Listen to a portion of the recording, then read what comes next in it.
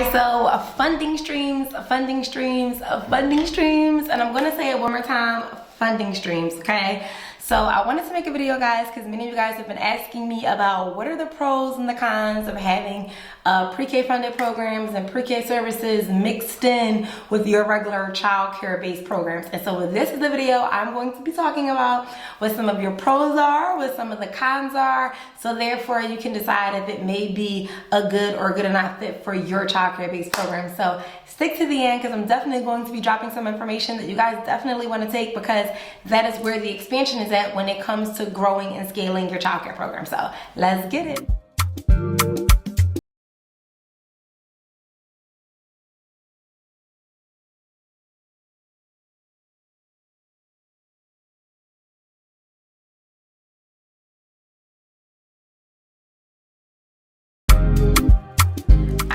So like anything, if you know I'm gonna sprinkle some great good energy, guys, on y'all know that the first thing I'm going to talk about is going to be the pros, right? So I want to talk about some of the pros of having a pre-K based service program funding stream mixed in within your current childcare facility already, okay? And if you don't know what I mean when I say that, I'm talking about your Head Starts, your pre-K counts, your early Head Starts, your pre-K specific service-based programs, because a lot of those programs are specifically for income level or residency aspects wherever you are located in your state or your city, okay? So I want to highlight that because that's something that's so important. So there's multiple ways that we receive funding in our child care program. You have private pay, you may have subsidy, right, which may be connected with like a welfare to work program or something for families. You also have DHS, so that may be like coupons and things like that that's specifically coming from like foster homes or agencies or things of that nature.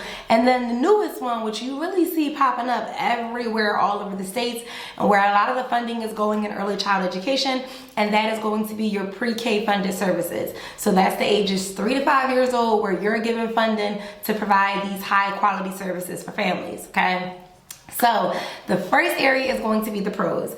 So some of the pros are going to be, number one is that it really exposes your childcare center. If you are a small based childcare center, privately owned, such as myself, you know, for the most part, people know you either because of longevity, they know you because of the community, or they know you for your marketing, right? But do we get free advertising? Barely. And so that is one of the really great pros, is that yes, you're constantly marketing this free pre-K program that parents can sign up for, but on the contrary, you're also getting toddler enrollment, infant enrollment. Why? Because that one parent or that one mom may have additional children that also need care, okay? So one of the pros, again, is that it exposes your program to additional marketing that you don't have to do, okay?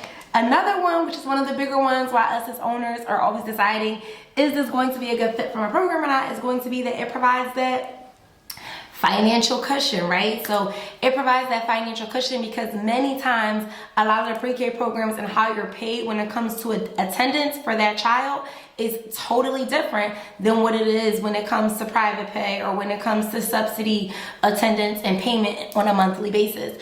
So it gives you a more secure financial cushion because it's guaranteed funding and it's guaranteed money based upon those slots being full, right? And just like many of the childcare providers, I know a lot of this year from post-pandemic, you see a lot of childcare centers closing, and many of the reasons why they're closing is because they don't have that extra cushion or other funding stream coming into their business. They're solely relying upon private funding, which is like private-based tuition, or they're relying upon like state or subsidy-based payments. And if parents aren't working to get the workforce back stabilized, then that means that there's not a lot of that other funding coming in. So this free program, where it doesn't require them to have work in place or things of that nature, gives you that extra cushion, because people are always looking for pre-K or early Head Start childcare based programs, okay?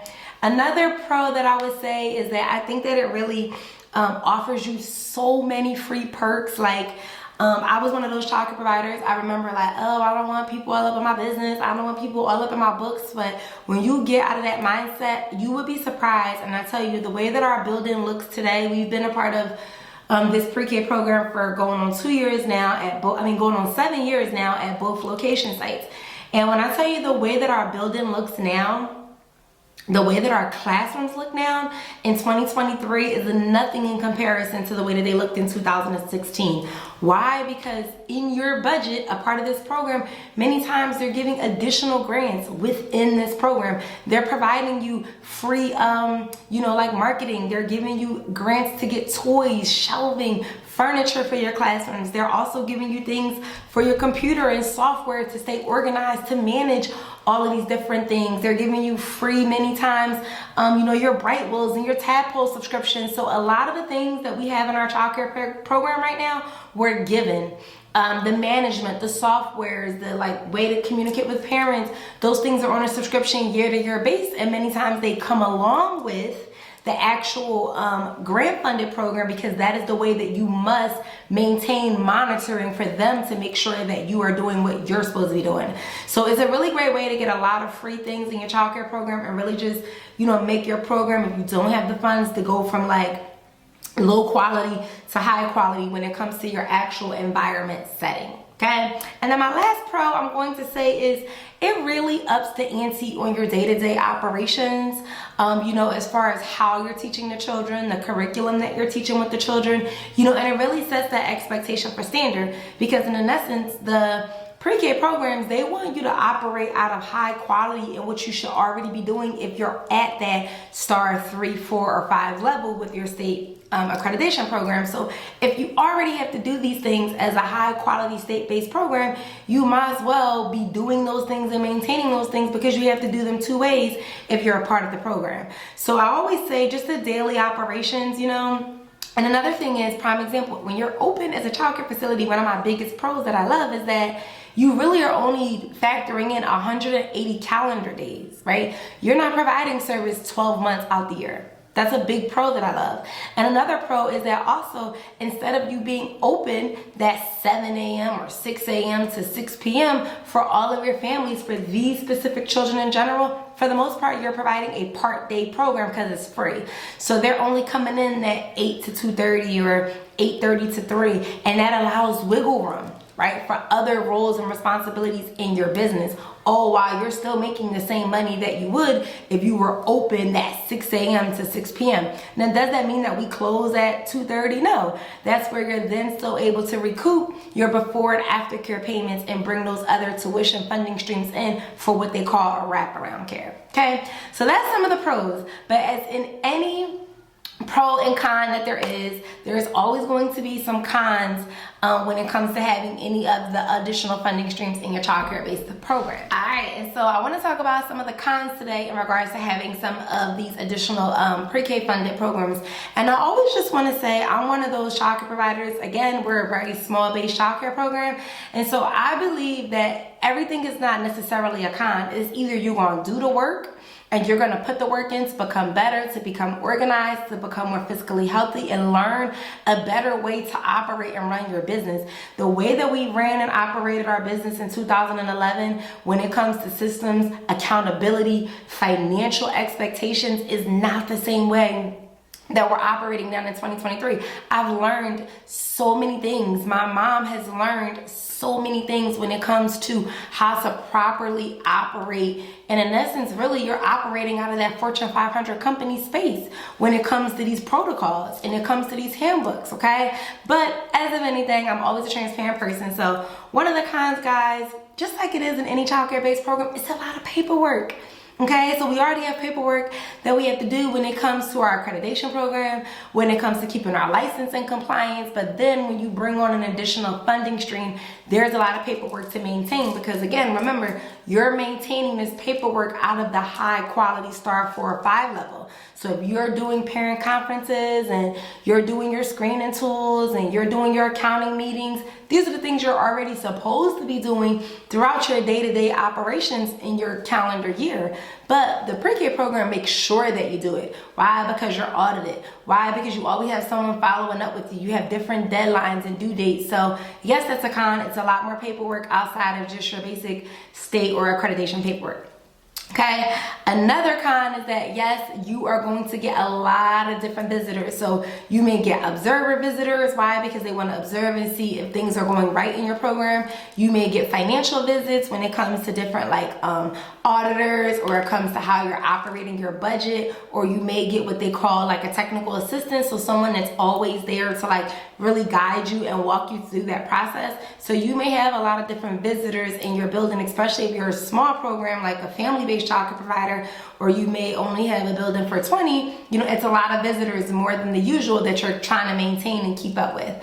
And then the last con that I would say is obviously the financial accountability. But I will say it is how you look at it. It's all about perspective, okay? And I say that to say because you want to ask yourself, ultimately at the end of the day, if you want to have a more financial, best practice, healthy, sound business, that you're really doing things on the up and up. And a lot of people say like, oh, I don't want to get these programs because they tell me how to spend my money, or they tell me how I can and can't do these things. But guess what?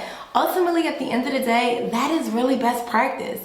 And so it comes with a lot of financial accountability. So I myself in general, this will be our third Yellow Book audit that we have went through. And the Yellow Book audit is very, very intensive, where you are really, in essence, giving them an open book into your bank account and giving them an open book and how you do your expenses when it comes to your childcare program. But then there's different levels of audits, you know, and so I believe that I have learned so much on how I would or would not do things when it comes to making sure that you're keeping your receipts, making sure that you understand profit and loss statements, making sure that you're really meeting with your accountant to know, how am I spending this money? What does a projected budget look like? So I always say that yes, it's a con, because nobody wants that person, you know, like over your head, or you don't ever want to feel like, oh, I'm doing something wrong, or I'm doing something illegal, or I'm not, is this right, or is that right? It second guesses you, but at the same time, it teaches you. And everything in a lesson, and when it comes more money, there comes growth, and there comes a level of an educated mind that you have to learn what new fiscal practices are for 6 figures, right? You have to know what fiscal practices are for a healthy, sound budget and a healthy, fiscally sound organization, okay? So those are the cons, obviously, that I share. But again, you want to make sure that you weigh out pros and cons and look at your budget, look at what have you been making in your business, and ask yourself, how is this, you know, program really going to help? Obviously, you participate in an overall initiative way bigger than you. So ultimately, at the end of the day, you know, you want to ask yourself, do you want to be a part of this program, and weigh your pros and cons, because truly you are participating in an initiative that's way more bigger than you, right? So it's either a city pre-K initiative or it's a federal initiative, but ultimately at the end of the day, you are a part of that. And that really is the mission, ultimately at the end of the day, for us to make our children kindergarten ready. That is truly the initiative as an early child-based provider. So if you like this video and you like more where they came from, make sure that you leave me some comments and tell me your opinion and what it is that you guys love or dislike, or what you're thinking about when you're thinking about applying for these different grants and funding-based programs. And if you like this video, make sure that you like, comment, and subscribe so I can keep them coming and flowing to you guys. Thank you so much. See you later.